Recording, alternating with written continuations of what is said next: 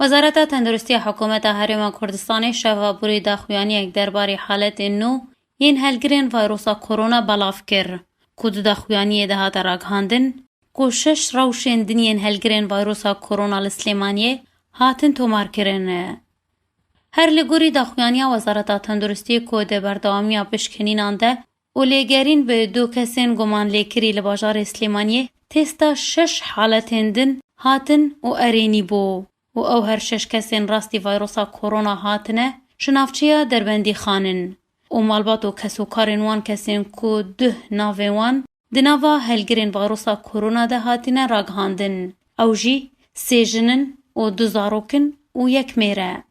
هر دوی درباری در ریوبریا تندرستی سلیمانیه 2 ایواری راگهاند کو 5 نخوشین ویروسا کرونا جنخوشی باش بون و وگریان مالین خواه.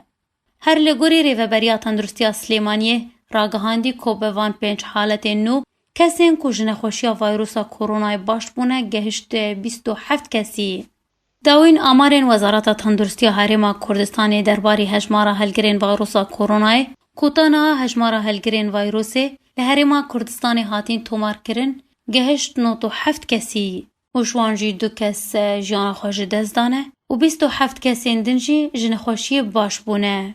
هر درباری بلاوونا نخوشی کرونا لهرم کردستان بردفک حکومت هرم کردستان جوتیار عادل راگهاند گول سر فرمانا رزار مسرور بارزانی سروک حکومت هرم کردستان بودجه تایبت بوری وبر و پشکا تندرستی نافچه دربندی خان هاته ترخان کرن جبورو روبونا ویروسا کرونای.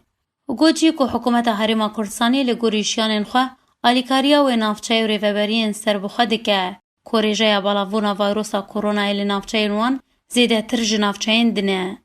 بردفک حکومت هرم کردستان تکزی لسر گرنگیا پابندی بونا ولاتیان به رنماین تندرستی دکن تایبتی مانوان دمالده که گرنگترین چاره سر بوری گرتن زیده بلاوونا وی ویروسی.